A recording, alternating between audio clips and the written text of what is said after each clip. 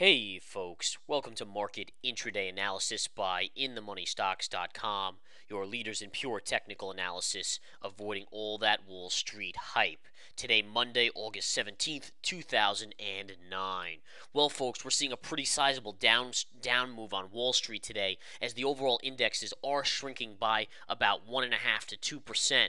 Really a solid move here on the Dow to the downside, down 157 points right now, 1.68% on the downside, while the Nasdaq's down 50 points or 2.5%, and the S&P 500 down about 21.5 points or 2.13%. Now, what was driving this market lower today? Well, first of all, I just want to talk a little bit about our pivot point that we had called for a week ago from Friday.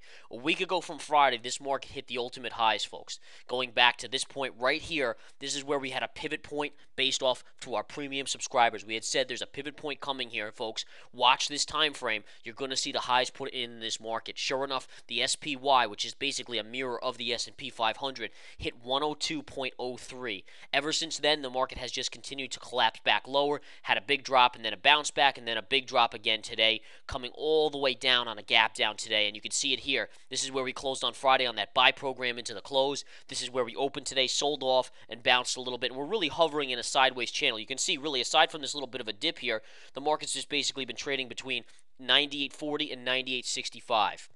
That's really the essence of where this market's been trading. A breakdown, there is gap fill. You have to watch the gap fill at $98 even number to 98.10. 98 even number to 98.10 is gap fill. That will be support in the afternoon session. Should we break lower, watch that level very, very closely. Possible scalp level to the upside. Now, what drove this market down today? That's the bottom line. Well, first of all, obviously the pivots and the charts tell the truth. We knew a pivot was in on that Friday at 102.03. Since then, we're down basically $4, folks, from the high there to the low today, basically down $4 on the SPY. That's a huge percentage move. That's close to 5%, about 4% there on the downside.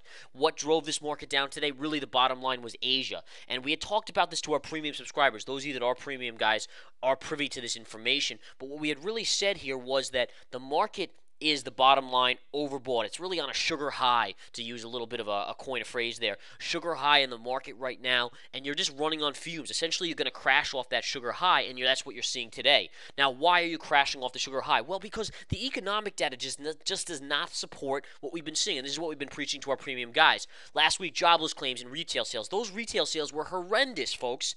All right, missing big time on the downside. You've had a nice float up ahead of it as kind of light volume from August kind of fooled the markets and got these things up and got amateur mutual fund money to go long.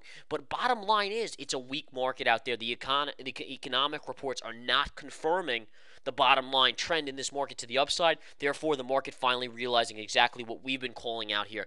Now, what happened overnight? Well, China got smacked again. And by the way, the pivot my partner, chief market strategist Nick Santiago, called 2 weeks ago on China when it was up over 100%. Since then, down 15 to 20% on their markets, folks. Bottom line, huge drops there, about 15% lower in 2 weeks off the pivot hole call. These calls are amazing. As I said, 8 to 9 out of 10, 80 to 90% success rate on our pivot calls. Last week, we nailed the bottom in the dollar. We nailed the bottom, the tops in oil here, and the top in gold before the rollover. All these calls going into the bottom line as profits can be really utilized based off the Research Center videos, the hot charts and alerts. By the way, just to show you hot charts and alerts that I played, and I know I gave it to the chat room and the Research Center in the hot charts and alerts.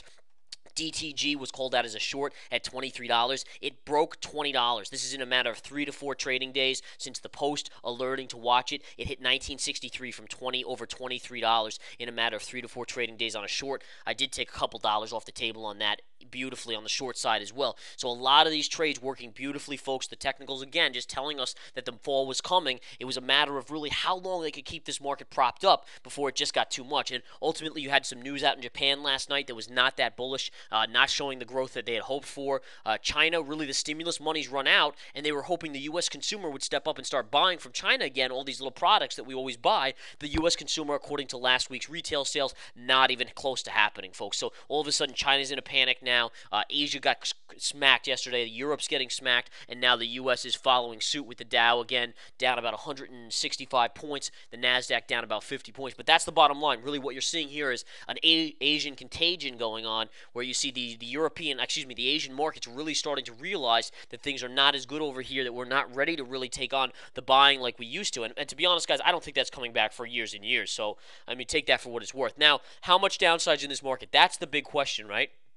Bottom line is how much downside. I can't really go into it because that's for our premium guys, but there should be a possibility of a little more downside, not a whole lot, and then you're going to go into the Options X end of the week. Remember, this week is Options X. Hewlett-Packard reports this week, Home Depot. We got Lowe's this morning, by the way, and Lowe's was just not pretty. I mean, the Lowe's report, which is basically a sympathy play to Home Depot on earnings. They missed earnings. Look at this down move today, over down basically 10% on the day on Lowe's. Not pretty there. And all these things are just adding up finally, and the market's starting to wake up. Now, the one key here is, and by the way, as I'm doing this, Obama's giving a little speech right now, but bottom line is this. The questions have to be asked is, are we going to see a move on the spiders into the end of the day like we saw on Friday? If light volume, and look at the volume, it's really getting light here, that does enable an upside bias to possibly come into effect and maybe a buy program. The only thing I would say is that everyone's expecting that. So sometimes when everyone expects it, it doesn't happen. Please be aware of that and trade accordingly. So it may not happen, it may happen. There's really no clear-cut sign. Almost every day in the past few months, that's happened,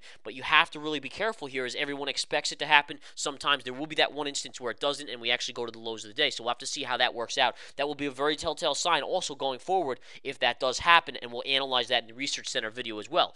Looking at the charts here, looking to see what we can see. Well, first of all, you gapped below major levels. You had a trend line here on Friday. You had some major recapture, but ultimately the gap down took that all out, and we started to see downside. Hard sell in the first candle on the gap down, then you kind of got in this sideways trading session.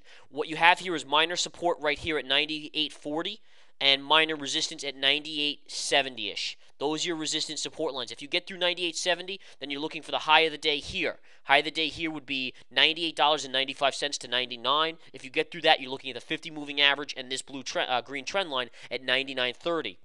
Downside, if you start to break lower and take out 98.40, you're looking for the lows of the day right here. That would be at 98.17 to 98.15. If you take out 98.15, gap fill will come into play at $98 to 98.10. What I mean by that is just go back here a little ways, and you can see how you have gap fill down right here. This is gap fill. See this big gap right here? And you can just watch for that. This gap right over in, let me get that gap out for you. You can see it better on the 60-minute. We'll go to the 60-minute and show you right here. Going back here on the gap, and we'll scan back right here. This is your gap that you're looking for. This is right at 98. Here's your 98 number. Right here is your 98. That's what we're into. We're kind of into that upper range. Look at this. See my orange trend line and the blue right below it. The blue is really what you're looking for gap fill. This is what we're hovering on. You could easily touch down and do that official gap fill later today, possibly, unless we get that late day buying program. These are all things you need to be watching. If 98 gets taken out, then the next levels, again, I'm not going to really go into them much because they're all levels that really need to be discussed on a basis of premium subscribers. Again, the calls lately, pivot from a week ago from Friday, nailed. $4 drop on the SPY so far. Dollar low at 23 on the UUP, nailed. And now it's nearing the 24 mark or the mid to high 23s. Our gold, oil drops, nailed. All these trades, guys, all posted in the Research Center videos, talked about on Hot Charts and Alerts, among many, many others as well. You want the levels, you want it all, come to that. You'll get it all right there. Have a wonderful rest of the day. We'll see you join soon, and you can join the growing number of informed investors that are now starting to make tons of money on the downside here as the markets collapse. Take care.